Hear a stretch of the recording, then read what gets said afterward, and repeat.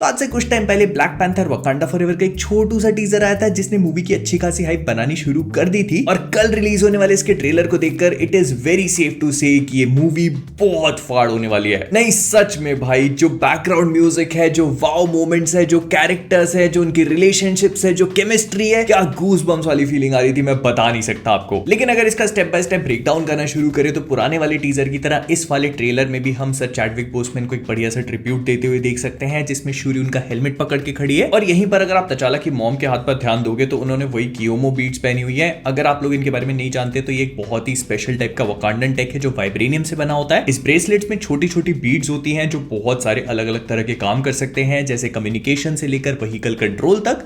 और अगर आप लोग को याद नहीं है तो ब्लैक पैंथर के फर्स्ट पार्ट में इसी बीड का इस्तेमाल करके तचाला ने एवेरेट्रॉस की ब्लीडिंग को रोका था, और उसके बाद इन्फिनिटी वॉर में इसी बीड का इस्तेमाल करके शूरी ने विजन को स्कैन किया था। एंड जितने भी वकांडन्स होते हैं सबको पैदा होते ही पहना दिया जाता है। फिर इसके बाद बैकग्राउंड में हमें एक बहुत ही एपिक लेवल का डायलॉग सुनने को मिलता है कि दुनिया में जितने भी ब्रोकन लोग होते हैं वो सबसे ग्रेटेस्ट लीडर बनते हैं। एक मिनट लिख लेता हूं कहीं यूपीएससी में ना पूछ लें। But on a serious note, ये वाला डायलॉग नेमोर के बारे में बहुत सारी चीजों को क्लियर कर देता है। मैं पहले से ही बोलता आ रहा हूं कि नेमोर कोई भी सिंपल साधारण सा कैरेक्टर नहीं है। ये मार्वल कॉमिक्स का प्रोबेबली सबसे complicated hero, anti hero, super villain है जो मौके मौके पर अपने कैरेक्टर को ट्रांसफॉर्म करता आया है। और ऐसा ही कुछ हम लोग मार्वल सिनेमैटिक यूनिवर्स में भी देखने वाले हैं। इस डायलॉग से हमको ये समझ में आता है कि नेमोर का जो कैरेक्टर है उसके पास्ट में कुछ ना कुछ ऐसा हुआ है, कोई ट्रॉमेटिक एक्सपीरियंस है जिस वजह से वो ब्रोकन है। एंड मे बी इसी चीज की झलकियां हमने पहले वाले टीजर में देखी थी, जब वो ऐसे छोटा बच्चा सा रहता है और उसके सामने पूरा घर वर जल रहा होता है। तो मे बी शायद इसने अपनी फैमिली को लूज किया होगा, ऐसा कुछ इसके पास्ट में हुआ होगा जिसने इसको ऐसा बना दिया है। एंड लाइक आई सेड कि मार्वल सिनेमैटिक यूनिवर्स में इन लोगों ने नेमोर पे और उसका जो पूरा अटलांटिस है उस पर डिफरेंट टेक लेने की कोशिश करी है। इनफैक्ट ये लोग इसको अटलांटिस नहीं बल्कि टैलोकिन बोलने वाले हैं। और कॉमिक बुक से बिल्कुल अलग नेमोर एक्चुअली में एस्टेक या फिर यूटेकन सिविलाइजेशन को बिलोंग करने वाला है। और इसी बात की झलकियां हम लोग इसकी दीवार पर भी देख सकते हैं, जहां पर अलग अलग एस्टेक गॉड्स की ड्राइंग बनी हुई है। ये कोई बर्ड जैसा नजर आ रहा है, फिर ये कोई शीप जैसा नजर आ रहा है। फिर इसके बाद एक चीज और भी है जो मैंने इस पूरे ट्रेलर में नोटिस करी, और वो ये थी कि इन लोगों ने इसकी वाइब को थोड़ा सा डार्क रखने की कोशिश करी है। जो इसके पहले वाला टीजर था उसकी टोन काफी लाइट थी, जो इस मूवी को काफी वाइब्रेंट बना दे रही थी और बहुत ज्यादा ब्यूटीफुल भी। But I would still say कि अगर इसकी टोन को लाइट रखा जाए तो इसकी विजुअल और एस्थेटिक वैल्यू जो है वो बहुत अच्छी नजर आएगी, क्योंकि हमें पता है कि इस मूवी में बहुत ब्यूटीफुल कलर्स का यूज हुआ है। और इसके साथ ही साथ हमें एक बहुत ही थोड़ी सी झलक देखने को मिलती है यहाँ के एटलांटिस, जिसको इन लोगों ने टैलोकिन बोला है, उसकी। एंड मुझे ऐसा लग रहा है कि इन लोगों ने इस ट्रेलर को जानबूझकर डार्क रखा है ताकि ये बहुत ज्यादा कुछ रिवील ना करे, जो एक बहुत ही अच्छी स्ट्रैटेजी है, क्योंकि इस पूरे शॉट में हमें कुछ भी समझ में नहीं आता कि ये कितना ज्यादा ब्लू है, इनकी बिल्डिंग्स कैसी होंगी, इनके लोग कैसे होंगे।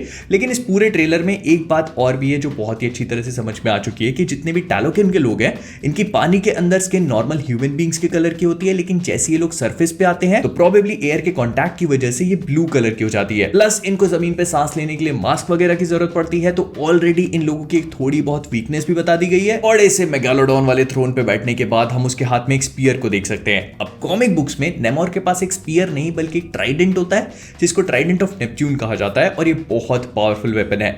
ये इसका इस्तेमाल करके पानी वगैरह को कंट्रोल कर सकता है। लेकिन क्योंकि एस्टेक माइथोलॉजी में ट्राइडेंट या फिर त्रिशूल का कोई इतना बड़ा सिग्निफिकेंस नहीं है, तो इसी वजह से इन लोगों ने इसे ट्राइडेंट से एक स्पीयर बना दिया होगा। फिर इसके बाद एक बहुत ही इंटरेस्टिंग सा शॉट आता है जो हमने पहले वाले टीजर में भी देखा था। इसमें ह्यूमन बीइंग्स कुछ लोगों को सूट पहना करके समुद्र की गहराइयों में भेज रहे होते हैं। अब देखो इसके पीछे क्या सिग्निफिकेंस है, क्या लॉजिक है, ये तो मैं आपको नहीं बता सकता, लेकिन जहां तक मुझे लगता है तो तचाला ने जब दुनिया को ये बताया होगा कि वकांडा नाम का एक सीक्रेट नेशन इतने सालों से एग्जिस्ट कर रहा था, तो फिर दुनिया ने सोचा होगा कि और भी कई सारे नेशंस ऐसे हैं जो मे बी सीक्रेसी में एग्जिस्ट कर रहे हो।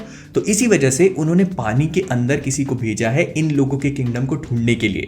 और अगर आप लोग इस शॉट को थोड़ा भी ध्यान से देखोगे तो ये जितने भी डाइवर्स होते हैं इनके सामने से तेजी से कोई निकलता है, and as far as I think तो ये नेमोर ही होगा। और ये कॉमिक बुक्स को लेकर एक बहुत बड़ा रेफरेंस है, क्योंकि कॉमिक बुक्स में एक मिसअंडरस्टैंडिंग की वजह से कुछ डाइवर लोग पानी में जाते हैं और वो भी कुछ ऐसी चीजों को खोज रहे होते हैं कि तभी नेमोर वहां पे पहुंच जाता है और उन सबको जान से मार देता है। मे भी ऐसा हो सकता है कि ये वाला सीन पूरा का पूरा कॉमिक बुक्स को लेकर एक रेफरेंस हो, लेकिन उसके साथ ही साथ एक बहुत ही इंपॉर्टेंट प्लॉट डिवाइस भी जो टैलोकिन को सीधे सीधे वकांडा के अगेंस्ट में खड़ा कर देगा, क्योंकि जब तक वकांडा सीक्रेट था तब तक टैलोकिन भी सीक्रेट था।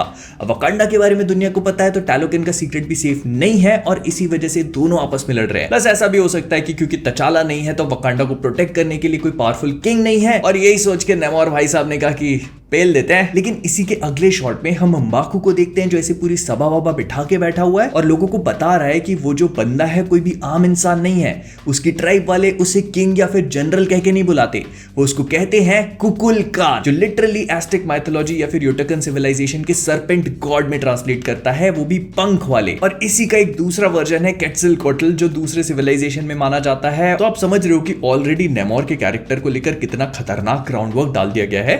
उसकी ट्राइब वाले उसे किंग या फिर कोई जनरल की तरह नहीं बल्कि गॉड की तरह पूछते हैं। और in case you guys are wondering कि जब बाकी टेलोकेंस के पैरों में पंख नहीं है तो फिर नेमोर के कैसे, तो बहुत ही सिंपल सा जवाब है, नेमोर मार्वल सिनेमैटिक यूनिवर्स का पहला म्यूटेंट होने वाला है और ये पंख उसके इसी म्यूटेशन का नतीजा है। और सिंस हम लोग पंखों की बात कर ही रहे हैं तो इसके अगले सीन में हम लोग नेमोर को इन्हीं पंखों का इस्तेमाल करते उड़ते हुए देख सकते हैं। अब देखो कॉमिक बुक्स में वो उड़ सकता है और वो अपने इन्हीं फेदर्स का यूज करता है, लेकिन मैंने इसे कभी भी हमिंग बर्ड या फिर हैरी पॉटर की जो स्निच होती है उसकी तरह उड़ते हुए इमेजिन नहीं किया था कि वो इतनी तेजी से फ्लटर करेंगे। लेकिन अब सोचने पर it actually does make sense, क्योंकि हमिंग बर्ड ही सिर्फ एक ऐसी बर्ड है जो अपनी जगह पर उड़ सकती है। और इस वाले शॉट में भी नेमोर वैसे ही कुछ कर रहा है, लेकिन अगर आप इसे ध्यान से देखोगे तो आपको रियलाइज होगा कि ये वाला सीन उसके फ्रंट से नहीं लिया गया बल्कि एक मिरर का रिफ्लेक्शन, क्योंकि वो वकांडन थ्रोन रूम के सामने खड़ा है जहां पर शूरी और उसकी मदर मौजूद है और अपने स्पीयर का इस्तेमाल करके वो कांच को फोड़ने वाला है। लेकिन इतना ही नहीं, जिस चीज को लेकर मैं और भी ज्यादा फैसिनेट हुआ वो ये था कि इन लोगों ने नेमोर के फाइटिंग स्टाइल को किस तरह से उसकी पावर्स के साथ इंटीग्रेट किया है। वो जिगजैग वे में उड़ते हुए जंप कर रहा है, उसकी एक एक जंप इतनी लंबी है कि वो बहुत ही आसानी से इसको एक ट्रैवर्सल के फॉर्म में यूज कर सकता है। और भले इसका यूज कैसा भी हो भाई, दिखने में बहुत ही ज्यादा फायर था ये। फिर इसके बाद हम एक शॉट देखते हैं जहां पर कुछ गार्ड्स वकांडन लैब में पहुंच जाते हैं और यहां पर हमें पहली झलक देखने को मिलती है अनिका की। अब मैंने अपने पुराने टीजर वाले वीडियो में बताया था कि अनिका जो है वो कॉमिक बुक्स में आयो की लवर होती है, लेकिन इनका बहुत डीप कनेक्शन होता है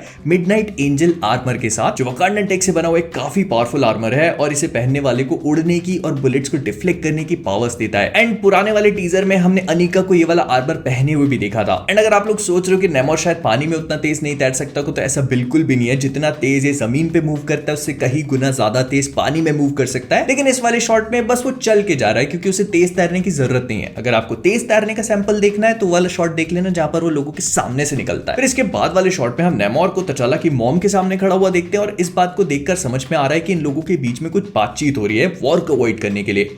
लेकिन नेमोर के लुक को देखकर ये बात भी समझ में आ रही है कि इसका बिल्कुल भी मूड नहीं है, ये आदमी लड़ेगा। लेकिन इसके बाद वाला शॉट बहुत ही शानदार है क्योंकि हम एक रेड कलर की डो चार्जर को देखते हैं जिसके अंदर प्रोबेबली ओकोई बैठी हुई है। और अगर आप इसकी नंबर प्लेट को ध्यान से देखोगे तो ये समझ में आ रहा है कि शिकागो इलिनॉय सिटी में है। और उसके अलावा रेडिट पे एक पोस्ट पड़ी थी जिसमें किसी ने इसके नंबर प्लेट को डिसाइफर किया हुआ था। तो ये जो ई और ई है हो सकता है कि दो 5s हो और ये 07-2010 को लेकर एक हिंट हो, जिसे अगर आप 7 अक्टूबर 2010 में आने वाली नेमोर की कॉमिक बुक पे फिट करके देखोगे तो उसमें उसे एक ट्रेटर बना देती है, मतलब धोखेबाज। अब आई डोंट थिंक ये कोई इतना ज्यादा बड़ा सिग्निफिकेंस होगा, लेकिन फिर भी अगर आपके दिमाग में कोई चीज आती है, कोई थ्योरी आती है तो मुझे कमेंट्स में बताना मत भूलना। उसके बाद हम ओकोई को कार में, शूरी को बाइक पे और रिरी विलियम्स को अपने आयरन हार्ट मार्क 1 में उड़ता हुआ देखते हैं। और फिर इसके बाद वही वकांडा में पूरी बाढ़ आने वाले शॉट्स देखने को मिल जाते हैं जो हमें ये बताता है कि प्रोबेबली नेमोर के पास वाटर को कंट्रोल करने की कहीं ना कहीं कोई ना कोई पावर्स होंगी। लेकिन इससे भी ज्यादा हम लोग इस शॉट पे नेमोर को ऐसे जमीन में स्पीयर मारते हुए देखते हैं। अब अगर आप इस शॉट को थोड़ा भी ध्यान से देखोगे तो आप नेमोर के पीछे एक ब्लैक पैंथर को भी देख सकते हो। अब इस सीन में और आखिरी के सीन में हमें ब्लैक पैंथर के सूट्स को बहुत ज्यादा क्लोजली दिखाया तो नहीं गया है, लेकिन यहाँ पर दो पॉसिबिलिटी हो सकती है। सबसे पहला तो ये कि ये शूरी ही हो और ये कोई क्लाइमैक्स की सीक्वेंस हो। फिर इसके बाद आती है दूसरी पॉसिबिलिटी कि ये कोई और ब्लैक पैंथर है, मतलब मे भी ऐसा हो सकता है कि इस मूवी में हमें एक से ज्यादा ब्लैक पैंथर्स देखने को मिलेंगे। लेकिन फिर भी चिंता मत करो, ऐसे कोई स्पॉइल नहीं होगा क्योंकि ट्रेलर हमें कुछ बताता ही नहीं है। बहुत कम चीजें मिलती हैं इस ट्रेलर से। फिर इसके बाद हम रिरी विलियम्स को देखते हैं जो अपना आयरन हार्ट का सूट बनाने की कोशिश कर रही है और इसके अगले शॉट में वो बना भी लेती है। और इसको उड़ते हुए देख के मुझे इन्फिनिटी वॉर के टोनी वाले सीन की याद आ गई। और देखो, अगर आप लोग सोच रहे हो कि मार्वल वाले आयरन मैन को रिप्लेस कर रहे हैं तो देखो वो कभी हो नहीं सकता। आयरन हार्ट एक और कैरेक्टर है जो कॉमिक बुक्स में एग्जिस्ट करती है, तो उसको भी ये लोग यहाँ पर लेके आ रहे हैं और वकांडा फॉरएवर की सीरीज के साथ कनेक्ट कर रहे हैं ताकि आगे जाकर ये आर्मर वॉर्स और आयरन हार्ट की जो सीरीज है उसका इस्तेमाल करके मार्वल के इस वाले फेज को आगे बढ़ा पाए। Plus I am very sure कि इस वाली मूवी में हम एटलीस्ट रिरी विलियम्स के 2 सूट देखने वाले हैं, जो एक है वो इलिनॉय में होगा और दूसरा प्रोबेबली ये लोग क्लाइमैक्स में मनाएंगे। और अगर हम लोग इस वाले शॉट में इसके एचयूडी को ध्यान से देखेंगे तो भाई पूरी की पूरी टोनी स्टार्क की याद आ जाती है।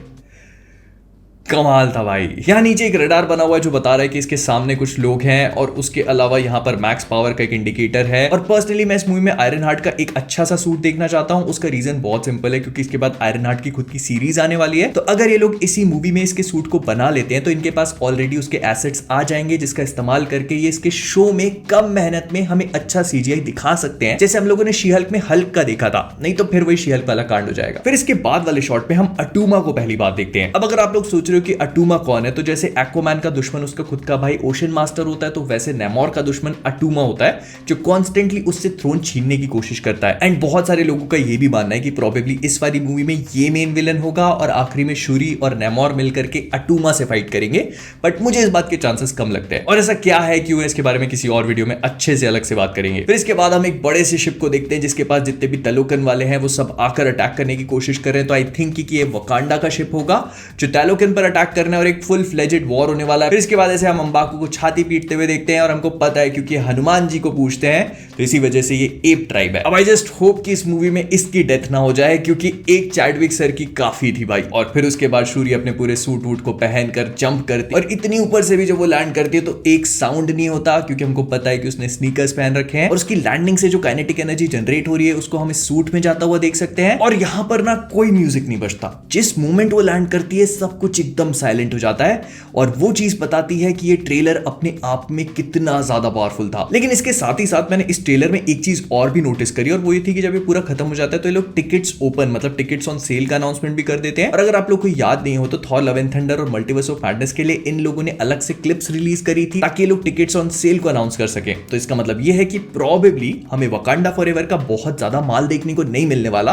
Which is actually a good thing. और सच में भाई मैं बहुत एक्साइटेड हूं इस चीज के लिए। मतलब बैकग्राउंड म्यूजिक, विजुअल्स, उसके ऊपर से नेमोर और उसका एक बहुत ही मिस्टीरियस सा ऑरा और उसका पूरा किंगडम, आखिरकार ये सब चीजें क्या है, क्यों ये लोग वकांडा पे अटैक कर रहे हैं। तो विद दैट बीइंग सेड हम लोग इस वीडियो को यहीं पर रैप अप करेंगे। पसंद आया लाइक कर देना, अगर नए हो सब्सक्राइब करना मत भूलना। तो जाने से पहले कॉमिक वर्स से मैं हूं मोहित और आप सभी लोग एज ऑलवेज कीपिंग ऑसम।